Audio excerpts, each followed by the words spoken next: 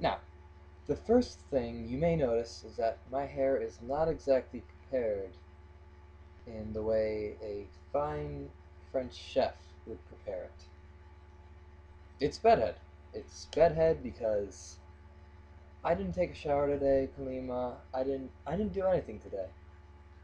That's the kind of guy I am. Well, I did do one thing today. Nothing big, nothing too okay, fine. I started a new game of diplomacy, but you have to understand, the old one just nothing was happening. Nothing at all. Tell me one time one thing in that game happened. Don't do that. That would just make me sad, because you'd be right, there'd be stuff happening, and, I'd just sit there, like, and that would make both of us sad. So the message I'm trying to spread here is love the sinner, hate the sin. You don't have to hate the sin. It's a pretty fun game. I remember when I used to tell you about it, and you used to look up at me all starry-eyed, and yeah. Now, no stars, no stars in your eyes when I talk about it. When I bring it up, it's immediately if there are any stars in your eyes, they just go out. My stomach's feeling better. I had Thai food today. It's pad Thai. I think pad Thai is the only Thai food I've ever had. I wonder how many people are like me. I've also had Thai dumplings. So, ha, nation of Thailand. I'm no bigot. Pad Thai though, it's quite stunning. It's got, your eggs, it's got your chicken, it's got your peanuts. I would never include those in the same dish, at all. Maybe peanuts and chicken, because they have peanut chicken, I know, and like eggs and peanuts. I like peanuts.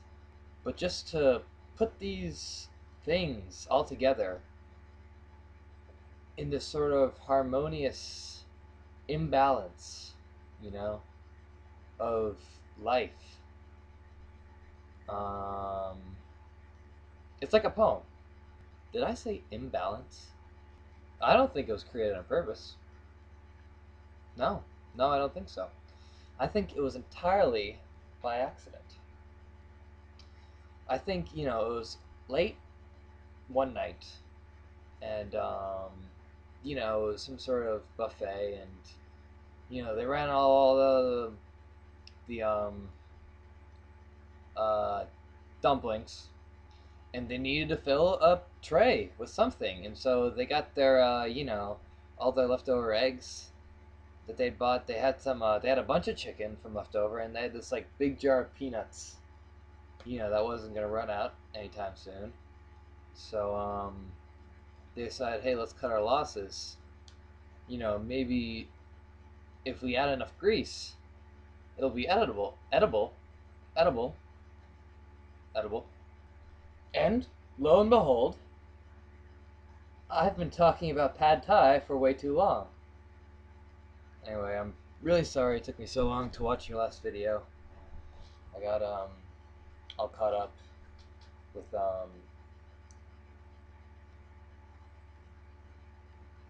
bananas. And yeah, I remember when you were talking earlier about the 50 book challenge and how you were totally going to do it. Did I tell you that I thought that was really rad? Because that's pretty rad. Remember you told me not to do the 50 book challenge. And no, I don't think I'd be able to do it. Because I mean, where am I going to find 50 books?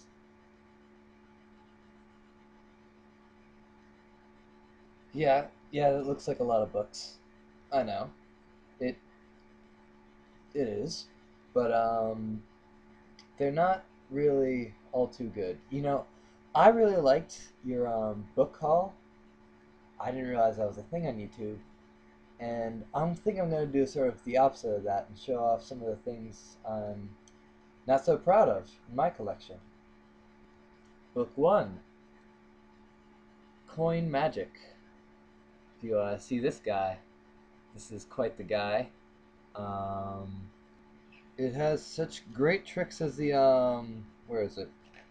The Toxic Boxers. For some reason, there are stink lines coming out of there. So this is really high class. Another great one is the unlosable coin toss. And you see these befuddled people. As you guess every coin toss correctly, my god, how can that work? The trick is you look at the coin in your hand before slapping it on your palm. So once I read this book, I should be able to go in Vegas by the end of the year. Another fabulous book in my collection is What's the Number for 911? It's a book about America's wackiest 911 calls. Yeah, including stories in which people actually get like really hurt and injured. So that's cool. And the worst part about it is I also have What's the Number for 911 again with more wacky maimings and death. Another classic in my collection, Sign Language. Sign Language. He's got that great smug face on the cover, and I know you hate Seinfeld. I don't mind him. That's why I bought the book. But you know how Seinfeld has those stand-up routines before every episode, or at least up until a certain point. That's just this. He just wrote down those stand-up bits into this book and published it, and I already knew those, so that sucked. And now, for the least favorite in my entire collection, as I know it, Deliberate Acts of Needless Meanness. Now, obviously this was a gift. This isn't really something I would buy, but you know, let's open it up. Let's take a look. See what people want to do when they're mean. Oh, it's here? Yeah. When next dining out with a friend, pretend you are going to the bathroom and simply leave. As you depart, stop at the cash register and tell the cashier that your friend will pay. This is your friend, you know, not your enemy, but your friend. So, but one act, you know, just really kind of takes the cake here. These aren't pranks, a lot of them. They're just sadistic, twisted acts. Like, okay, take this one. Day 61. It's 365 days of the year, so you can do one every single day. Heartbreaker. Try to seduce someone who is already in a relationship. You can't be truly mean unless you break up at least one couple a month. You get extra points if you split up the same couple more than once. That's